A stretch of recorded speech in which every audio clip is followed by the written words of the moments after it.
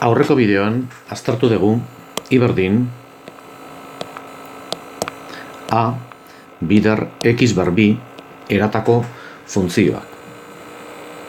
Ikusten genuen, funtzio hauen arpina 0,0 puntua zala, hau da koordenatu ardatza, A positiboa zenean, parabola minimoa daukan parabola dela, A negatiboa denean, maximo bat duen parabola dela, hau da, A positiboa denean funtzioa zan horrela, eta A negatiboa zenean horrela, maximo batekin. Oraingo honetan, egingo dugu, I berdin AX bar bi gehi C eratako funtzioak aztertu. Gogorarazten dizuet, era orokorra, bigarren mailako funtzio polinomikoaren era orokorra, hau dela, AX bar bi gehi BX gehi C. Hau da, forma orokorra, horrela eta guztiz ere, momentuz, erantziko diogu AX bar biri ez BX baizik eta C. Eta ikusiko dugu zer gertatzen da. Horretarako hartuko ditugu adibide batzuk, irudikatuko dugu GeoGebraren bitartez I berdin X bar bi, ondoren I berdin X bar bi gehi bat, eta alderatuko ditugu bi funtzio hauek ea zer gertatzen dan. Hemendik I berdin X bar bitik I berdin X bar bi gehi batera pasatzerakoan, I berdin X bar bi gehi hiru adibidez, irudikatuko dugu, baita ere I berdin X bar bi ken bat, I berdin X bar bi ken hiru, hau da, emango dizkiogu X bar biri zenbait kasutan bat egingo diot zenbaki bat, eta beste zenbait kasutan kendu egingo diot zenbaki bat. Eta ikusiko du ze ondorioa atera ditzakegu hemendik. Horretarako, abiatuko gea I berdin X bar bi funtziotikan ezagutzen dugu, hau da funtzioa,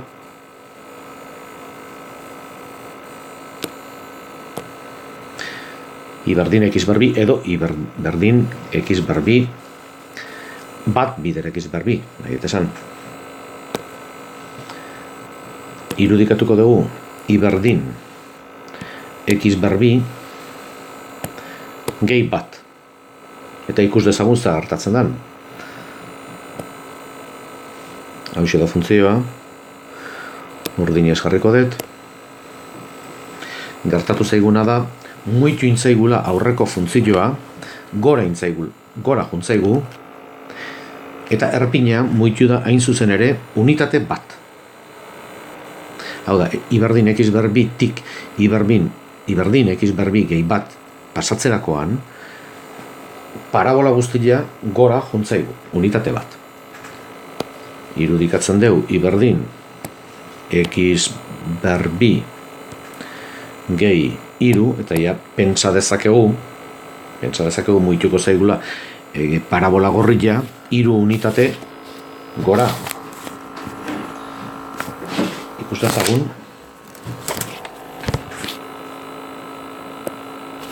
hauxe da,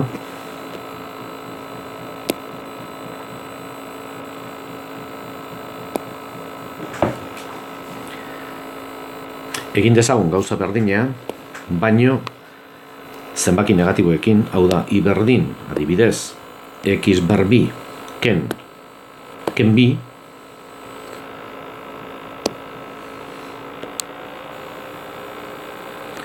eta pentsatzen dugu zegartatuko zaigun, parabola jetxingo dela bi unitate. Adierazten dugu, eta pentsatzen genuen bezala horrela izan da, funtzio hau lortzen dugu. Kasu orokor bat egingo dugu, ezabatuko ditut funtzio hauek, eta irudikatuko dut I berdin X bar bi gehi orokorrean gehi C. Horretarako lehen oin deten bezala aterako dut deslizadore bat.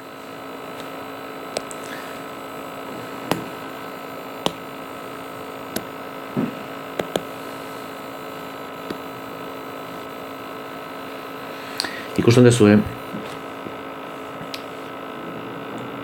eskubiko partean daukagula jarrita C berdin bat, beraz, orain irudikatzen detenean funtzioa, irudikatu zait I berdin X bar B gehi bat, gehi C, baino C da bat kasu honetan. Hau da, irudikatzen badet, funtzio hau daukau, eta orain eskubiko deslizadore honekin muituko dut C, eta ikusiko duzuen nola muitzen dan funtzioa. Hau da, eskubira juten banaiz, C haunditzen badet, funtzioa gora juten zaigu,